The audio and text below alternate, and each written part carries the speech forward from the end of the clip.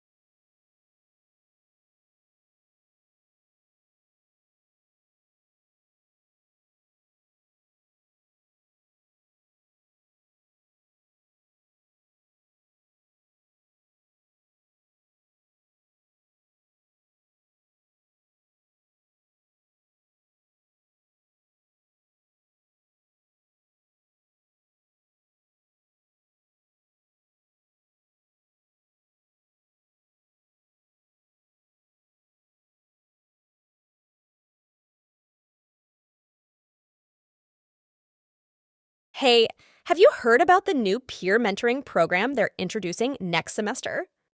Yeah, I read the announcement. What do you think about it? Personally, I think it's a great idea. Having a mentor who has been through the program can provide valuable guidance and insights on how to succeed academically. I see where you're coming from, but I'm not entirely convinced. I think we should be able to navigate the program on our own. Plus, I'm not sure if having a mentor will make that much of a difference.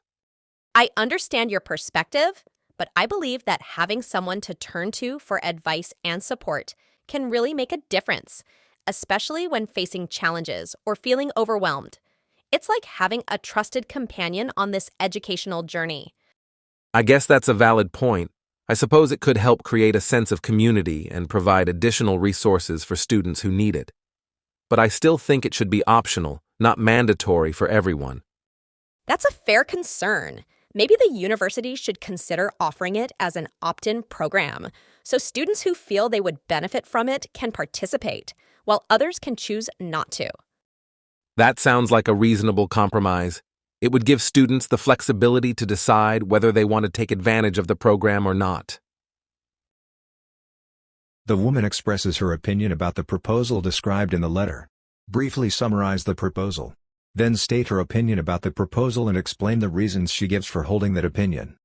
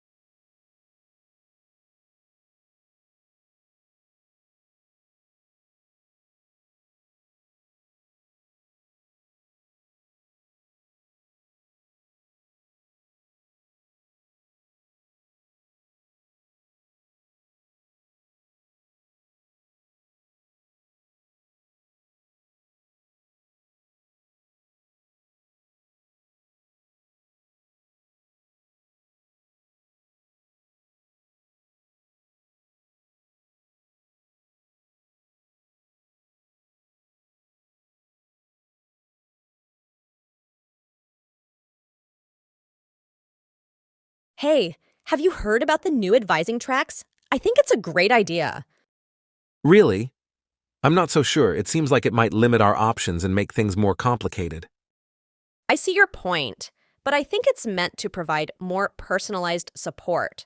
For instance, if you're a pre-med student, you'll have an advisor who knows all about the med school application process. I guess that makes sense, but I still think it could create more confusion and bureaucracy. What if I'm not sure about my career goals yet? Well, I think the idea is that you'll have an advisor who can help you explore your options and connect you with resources specific to your interests. I think it's worth giving it a chance. The woman expresses her opinion about the proposal described in the letter. Briefly summarize the proposal. Then state her opinion about the proposal and explain the reasons she gives for holding that opinion.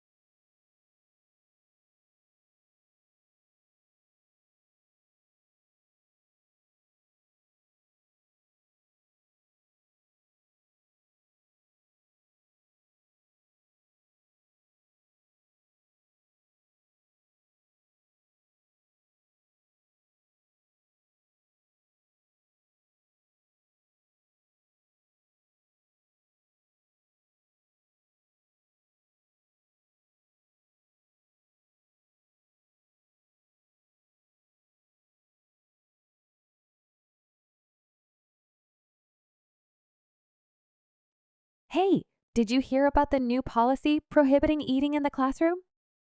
Yeah, I did. I think it's a good decision. Eating in class can be really distracting. I actually disagree. I think it's unnecessary to ban eating completely. Sometimes I need to have a quick snack to keep my energy up during long lectures. I understand that, but think about the distractions it causes. When someone opens a noisy bag of chips or starts munching on a sandwich, it diverts everyone's attention away from the lecture. I get your point, but I believe it's a matter of personal responsibility. If someone wants to eat discreetly without causing a disturbance, they should be allowed to do so. That's true, but not everyone is considerate. Some people may not realize how their eating habits affect others. By implementing this policy, it ensures a uniform standard and minimizes potential disruptions. I see your perspective, but I still think it's a bit extreme. Couldn't they find a middle ground, like allowing only certain types of food or designated eating areas? That could be an option, but it might be difficult to enforce and regulate. A complete ban simplifies the policy and makes it easier to implement and follow. Well, I guess we'll have to adapt to this change. I just hope it doesn't affect my ability to concentrate during long lectures. I'm sure it won't be a big issue. We'll get used to it in no time, and it will create a more focused learning environment for everyone. The woman expresses her opinion about the proposal described in the letter. Briefly summarize the proposal. Then state her opinion about the proposal and explain the reasons she gives for holding that opinion.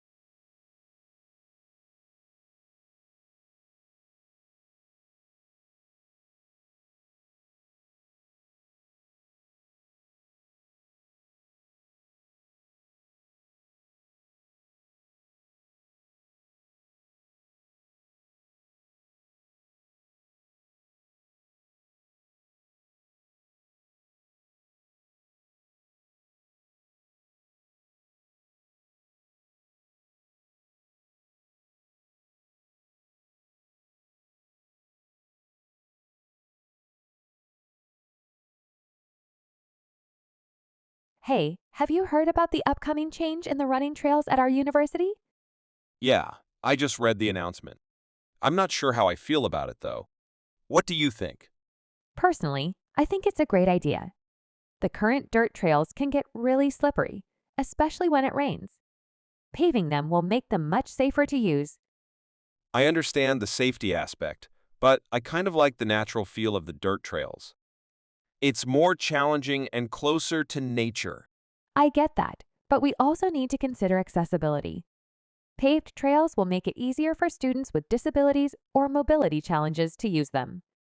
That's true. I guess I didn't think about that. It's important to create an inclusive environment for everyone. Exactly. By making this change, the university is prioritizing the safety and accessibility of all students. It's a positive step forward. I can see your point now. I guess I just need some time to adjust to the idea of paved trails. Change can be challenging, but I believe this change will ultimately benefit all of us. It's worth giving it a chance. The woman expresses her opinion about the proposal described in the letter. Briefly summarize the proposal. Then state her opinion about the proposal and explain the reasons she gives for holding that opinion.